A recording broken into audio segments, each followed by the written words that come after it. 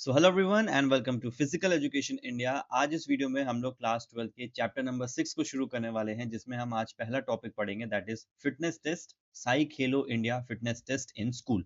तो इस टेस्ट को बहुत अच्छी तरीके से समझेंगे। इसके पहले के जितने भी चैप्टर्स हैं वो सब हमने अपने यूट्यूब की प्लेलिस्ट में कवर कर लिए हैं। वो आपको नीचे डिस्क्रिप्शन में मिल जाएंगे, जहाँ से आप जाके उनको अच्छी तरीके से पढ़ सकते हो। आपको पता है कि हम लोग अपने नोट्स को इंग्लिश और हिंदी दोनों ही लैंग्वेज में रखते हैं, ताकि आपको आसानी हो समझने में। और ये जो नोट्स हैं वो आपको नीचे टेलीग्राम जो लिंक दिया हुआ है उसमें मिल जाएंगे डिस्क्रिप्शन में। और बहुत जल्दी ये ऐप पे भी अपलोड हो जाएंगे, तो ऐप का लिंक भी जो है वो आपको नीचे दे दिया जाएगा। चलो फटाफट इस यूनिट को शुरू करेंगे। और अगर अभी तक आपने चैनल को सब्सक्राइब नहीं किया तो आप चैनल को सब्सक्राइब कर दो, ताकि हम मोटिवेट होकर आपके लिए और अच्छा अच्छा कंटेंट लाते रहें। चलो फटाफट इसको शुरू करेंगे और बहुत ही ईजी लैंग्वेज में पूरे तरीके से हम इस टॉपिक को समझेंगे।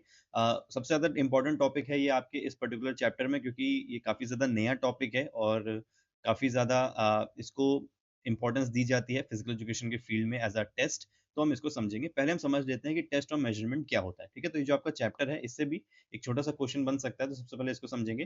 तो टेस्ट क्या होता है? टेस्ट बेसिकली आपके स्पोर्ट्स में या फिर फिजिकल एजुकेशन के अंदर एक प्रक्रिया होती है या फिर एक तरीका होता है, जहाँ से आप किसी एक इंडिविजुअल के बारे में या फिर उसकी एबिलिटीज या फिर उसके स्किल के बारे में पता कर सकते हैं। जनरली जो टेस्ट का मतलब हमारी नॉर्मल लाइफ में होता है, जो हम स्कूल में जाते हैं, पेन पेपर से देते हैं, एमसीक्यू सॉल्व करते हैं, क्वेश्चन आंसर देते हैं। बस उसी तरीके के जो टेस्ट हमारे फिजिकल एजुकेशन या स्पोर्ट्स के फील्ड में हो रहे हैं, उसकी बात यहाँ पे हो रही है। ठीक है, तो ये टेस्ट क्या है? A test is a tool use to assess skill, knowledge, aptitude and fitness. तो ये एक तरीके से एक स्पोर्ट्समैन का या फिर किसी भी इंडिविजुअल का नॉलेज हो गई, स्किल हो गया, एप्टीट्यूड हो गया, फिटनेस हो गया, उसके बारे में पता करते हैं।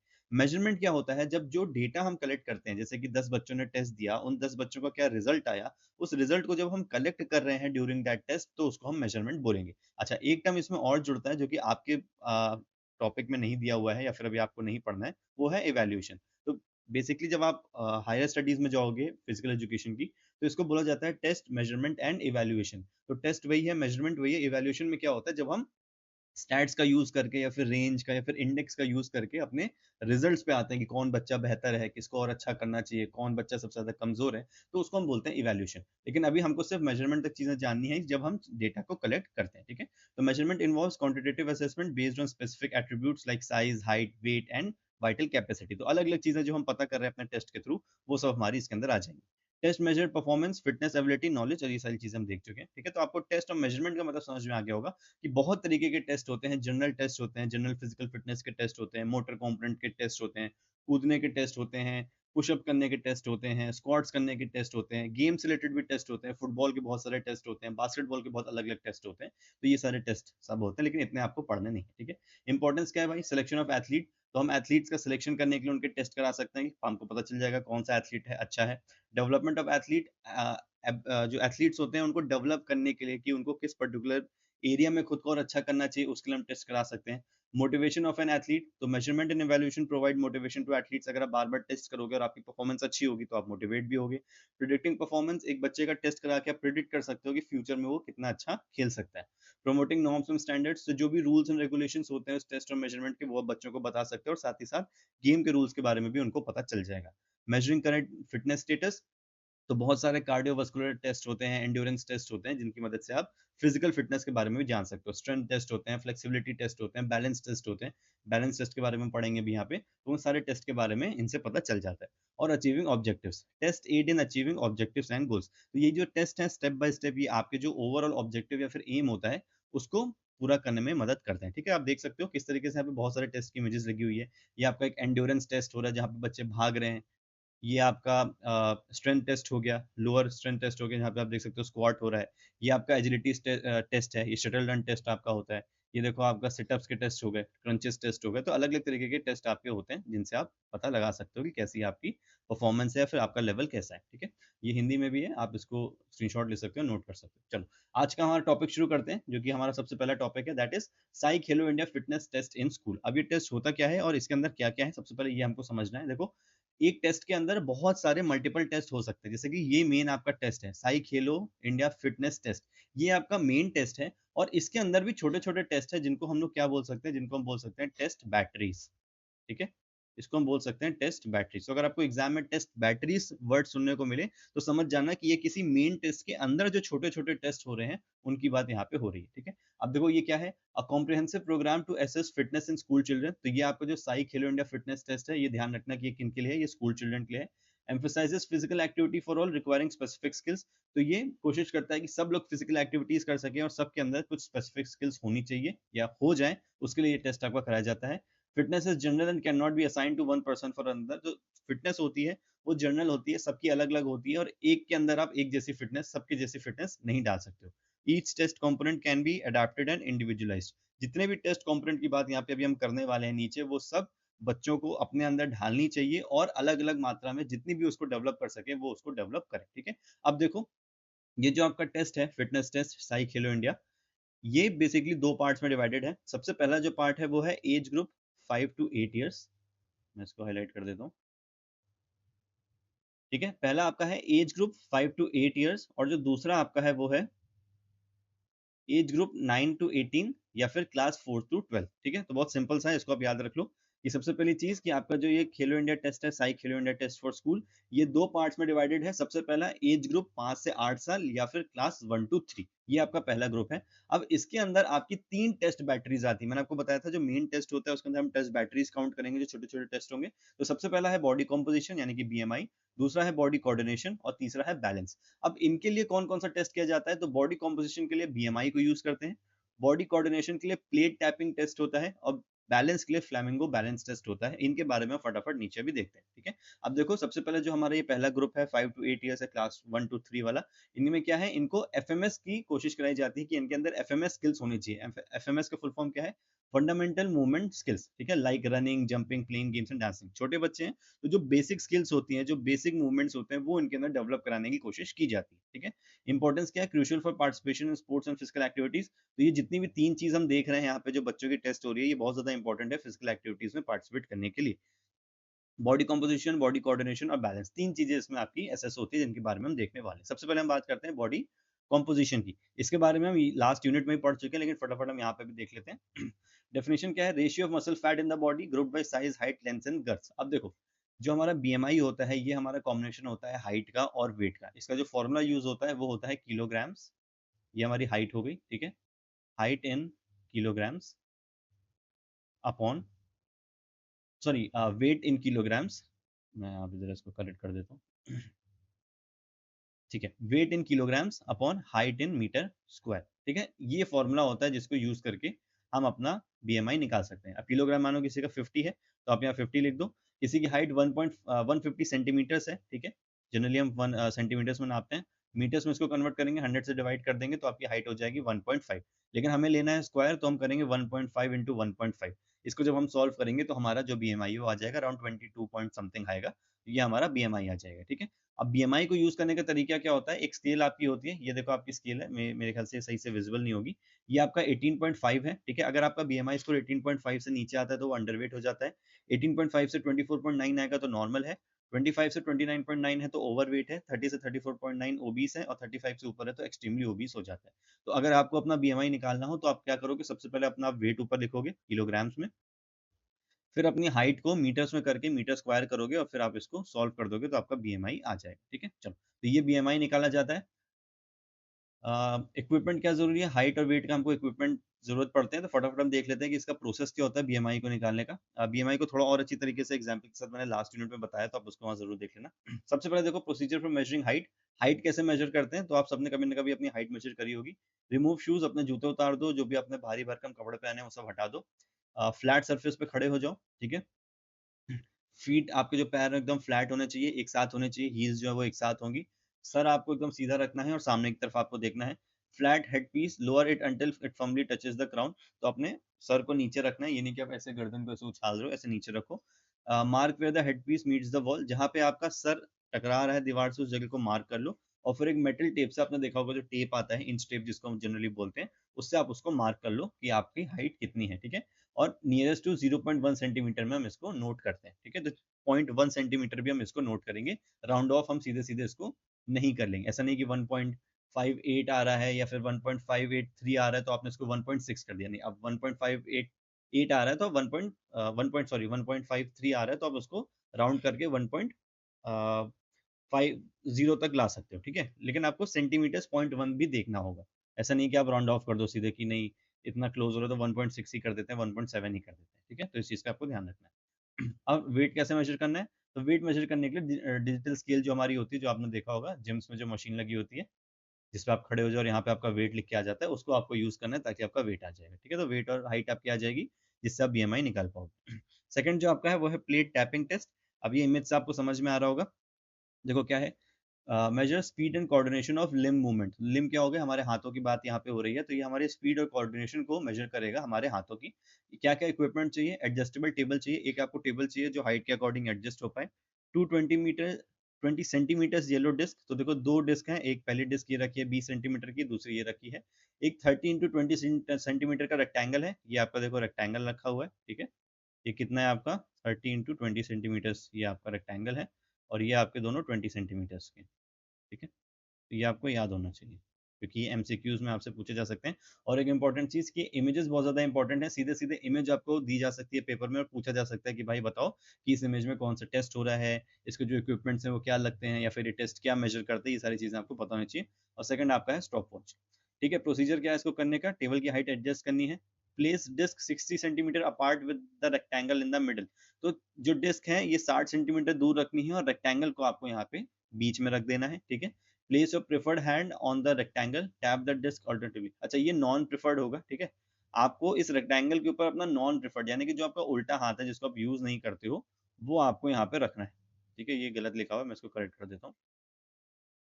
ठीक है, तो जैसे कि आप अगर आप राइट हैंडेड हो तो आप अपना लेफ्ट हैंड इसके ऊपर रख दोगे, और फिर राइट हैंड से आपको क्या करना है, 25 बार यानी कि 50 बार टोटल दोनों सर्कल्स को टैप करना है। ठीक है, एक हाथ आपने यहाँ रख दिया, और फिर जल्दी जल्दी आपको दोनों हाथों से, सॉरी एक हाथ से दोनों सर्कल्स को टैप करना है। कितना बार होगा, 50 टैप जब आप करोगे तो 25 साइकिल्स हो जाएगी। जब आप एक एक बार दोनों को टच करोगे तो एक वो आपकी साइकिल हो जाएगी।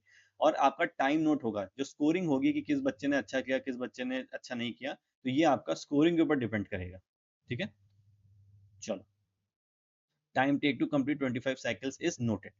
ठीक है, अब हम बात करते हैं फ्लेमिंगो बैलेंस टेस्ट की।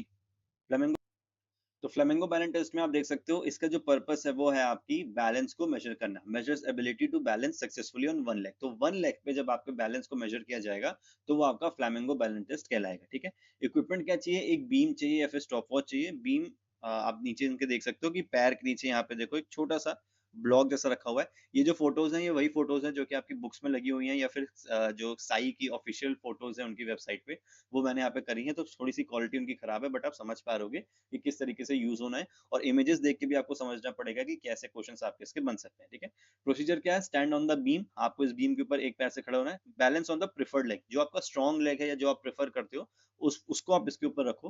Holding the non preferred leg back, और इस तरीके से अपने नॉन प्रेफर्ड लेग को, जो आपका कमजोर पैर है, उसको आप ऐसे पीछे पकड़ लो। Count falls in 60 seconds. 60 second जैसे आपका स्टार्ट हो जाएगा, गो है आपको बोला जाएगा, स्टार्ट बोला जाएगा, 60 सेकंड्स आपके काउंट होंगे। और आप जितनी बार डिसबैलेंस होते हो या फिर आपका जो पिछला पैर है वो आपके हाथ से छूट जाता है, उतने आपके काउंट हो जाएंगे। ठीक है, अगर आप शुरू के 30 सेकंड में 15 बार गिर जाते हो या 15 बार डिसबैलेंस हो जाते हो तो फिर आपका टेस्ट वहीं पे रुक जाएगा। ठीक है, लेकिन 60 सेकंड तक आपका टेस्ट चलता है, और कितनी बार आप डिसबैलेंस होते हो वो चीज आपकी नोट की जाती है। ठीक है, चलो, सेशन दिया हुआ है keeps eyes focus straight ahead. तो इस टेस्ट को बेहतर करने के लिए आप क्या कर सकते हो, अपनी आई साइट को सामने किसी एक पर्टिकुलर जगह पे फिक्स कर लो, बहुत ज्यादा इधर उधर मत देखो, ताकि आपका जो बैलेंस है वो बना। ठीक है, चलो, तो ये तीन आपको समझ में आ गए होंगे। जो हमारा सबसे पहला वाला पार्ट था एज ग्रुप 5 to 8 ईयर्स के लिए या फिर क्लास 1 to 3 के लिए, तो उसमें आपका BMI, second plate tapping test, और थर्ड फ्लेमिंगो बैलेंस टेस्ट, ये तीनों आपके इसके अंदर आएंगे। चलो, सेकंड वाला देख लेते हैं। जो सेकंड ग्रुप है आपका एज 9 to 18 ईयर्स और क्लास 4 to 12। ठीक है, तो वो क्लास 1 to 3 था, ये क्लास 4 to 12 है। और एज में ये आपका कितना था, 5 से 8, और वो कितना है, 9 से 18। ठीक है, तो जहां पे वो खत्म हो रहा है वहां से ये टेस्ट आपके आगे शुरू हो जाए।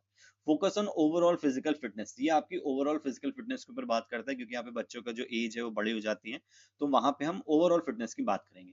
तो सबसे पहला जो है वो तो आपका बीएमआई है, तो बीएमआई हम ऊपर कवर कर चुके हैं, सेम चीज है वही अपना, किलोग्राम अपॉन मीटर स्क्वायर करेंगे तो हमारा बीएमआई स्कोर निकल आएगा।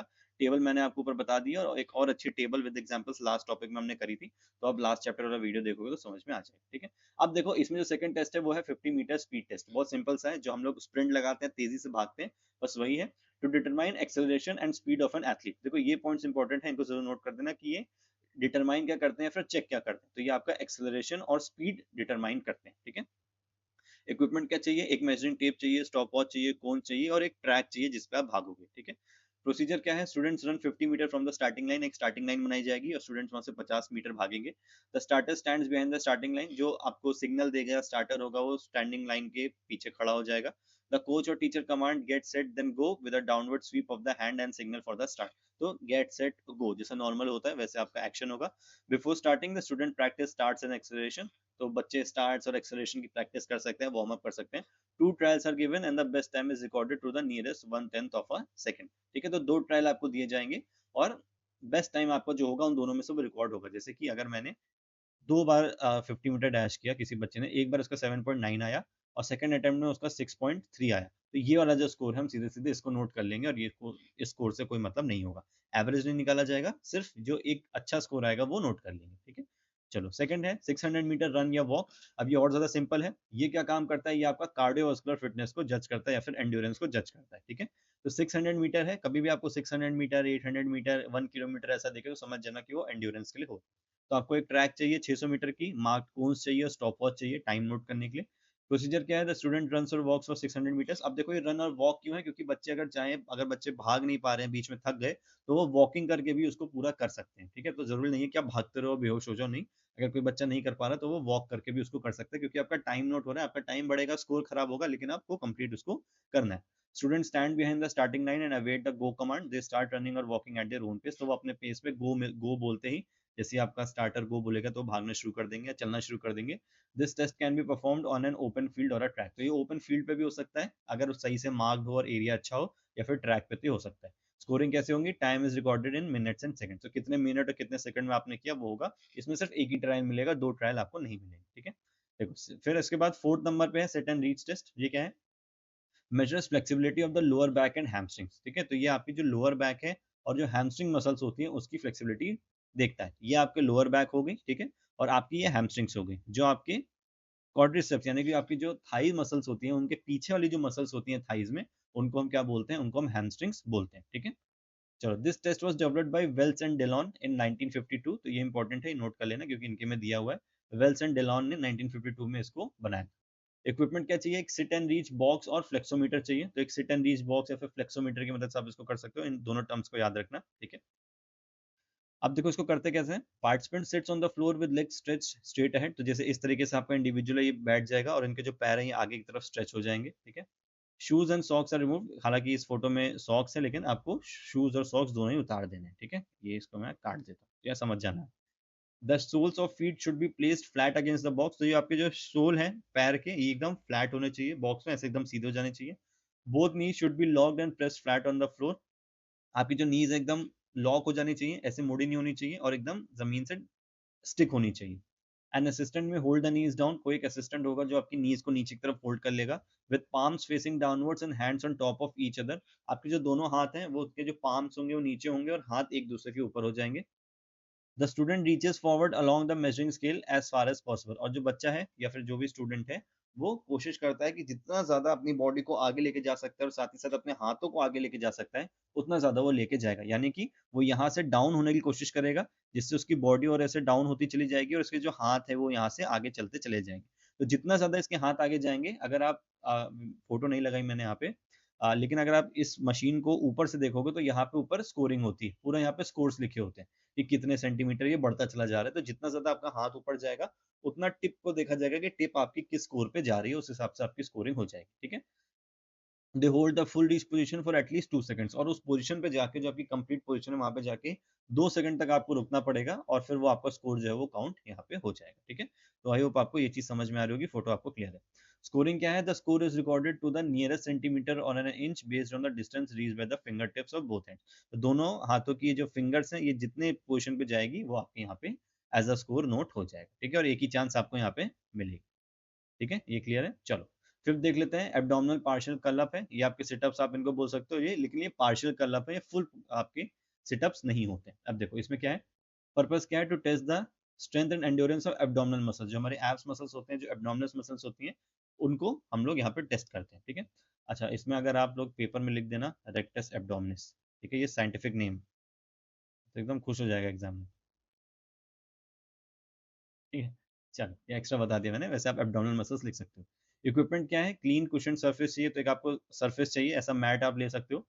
रिकॉर्डिंग शीट चाहिए और आपको एक पेन चाहिए होता है, ठीक है, जिससे आप स्कोर को नोट करोगे।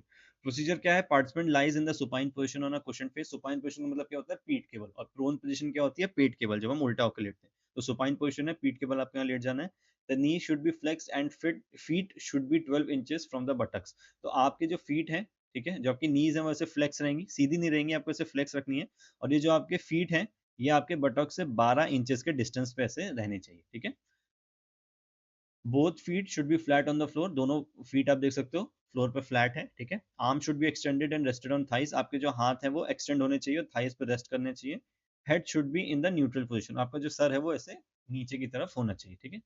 Curl up slowly and with control until shoulders are 2 inches off the mat. तो आपको क्या करना है? आपको धीरे से अपनी बॉडी को उठाना है और इतना उठाना है कि आपके जो शोल्डर्स हैं वो 2 इंचेस मैट के ऊपर आ जाए, ठीक है। 2 inches off the mat then slowly return. यानी कि ये जो डिस्टेंस है, ये जो शोल्डर्स आपके हैं, ये कम से कम 2 इंच यहाँ पे ऐसे ऊपर आ जाना चाहिए, ठीक है। इस केस में तो काफी ज्यादा ऊपर हो गए, लेकिन यहाँ पे देख सकते हो अभी शोल्डर्स यहाँ नीचे हैं, तो ये शोल्डर्स को कम से कम 2 इंच ऊपर जाना है, यानी कि अपनी बॉडी को आपको 2 इंच ऊपर उठाना है। One complete curl up and down. एक कंप्लीट कर्ल अप क्या होगा? जब आप ऊपर जाओगे और नीचे आओगे, शुड टेक 3 सेकेंड्स। तो 3 सेकेंड्स में आपका ये एक कर्ल अप हो जाना चाहिए। कंटिन्यू अंटिल एग्जॉशन, मतलब कि यहाँ पे कोई टाइम नहीं है, आपको इसको कंटिन्यूअसली करते रहना है जब तक कि आप थक नहीं जाते हो। और ये आपका 3 सेकंड से ज्यादा नहीं लेने देता है, ठीक है। अनेबल टू मेंटेन रिदम, यानी कि अगर आपका रिदम खो जाता है तो फिर आप लोग को इस टेस्ट को रोक दिया जाएगा।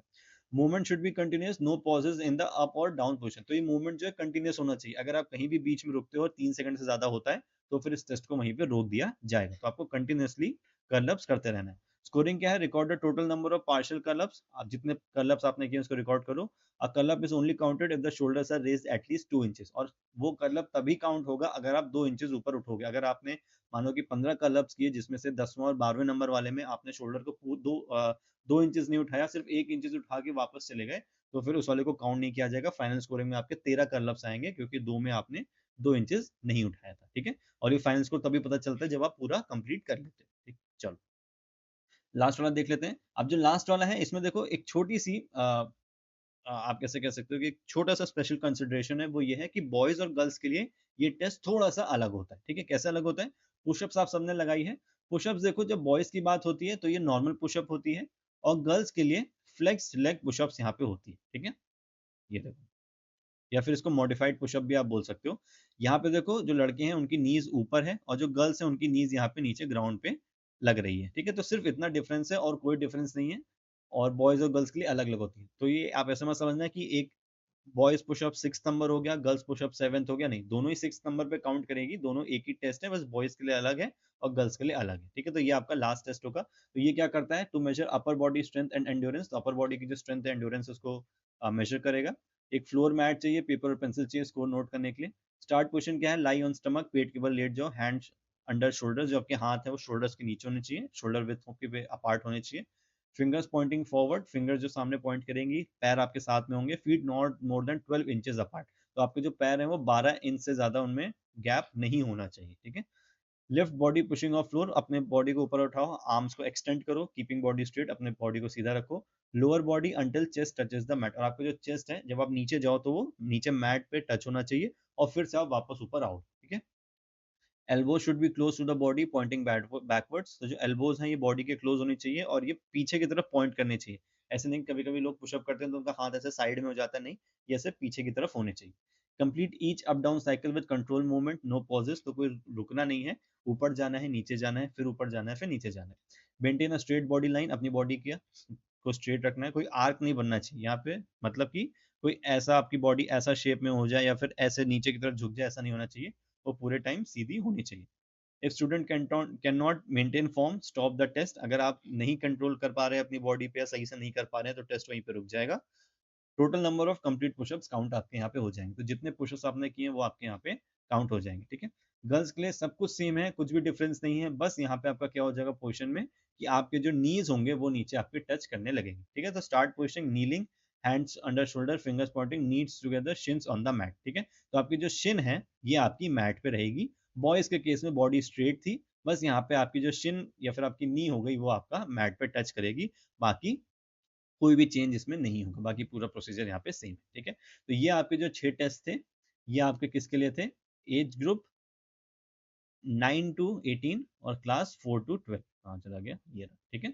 एज ग्रुप 9 टू 18 और क्लास 4 टू 12 के लिए हमारे 6 टेस्ट थे। कौन कौन से थे? एक BMI, 50 metre dash, 600 metre run walk, sit and reach, partial curl up और पुश अप फॉर बॉयज या फिर modified push up for girls, ठीक है। तो 6 ये और 3 ऊपर थे। तो इस तरीके से आपका जो पूरा टेस्ट है वो कंप्लीट हो जाएगा। एक एमसीक्यू कर लेते हैं फटाफट।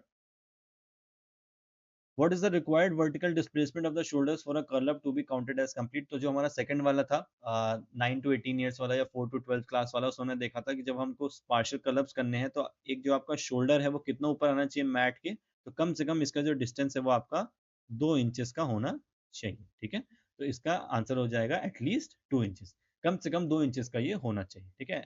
एग्जैक्टली 2 इंचेस नहीं कि आपको 2 इंचेस पे करना है, अगर थोड़ा सा ऊपर भी चले जाओ तो कोई दिक्कत नहीं है, ठीक है। लेकिन एटलीस्ट 2 इंचेस तो वो होना ही चाहिए। 2.5 हो गया, हल्का सा 3 टच कर गया तो कोई दिक्कत नहीं, 2 के नीचे नहीं होना चाहिए, ठीक है।